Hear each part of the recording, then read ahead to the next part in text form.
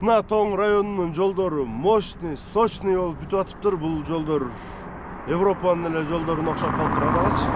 Эгерде мо юг жактын Кудай буйрса жолдору бүтсө, север жактыкы бүтсө, аэропорт ачылса, анда мо көлдүктөргө гостиница мындай өтө проблемный болуп калган атат да. Ошол себептен үй салып аткан болсоңор, сразу ошо гостиничный типке, сразу ошо бизнеске, элдерди коноктогонго, келген конокторго мындай ыңгайлуулук түзүп бергенге сразу ошол проектлерди карап туруп салышыңар керек болуп калды.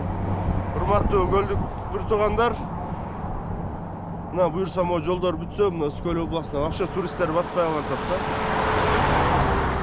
Мына экинчи Дубай болуп калабыз буйрса.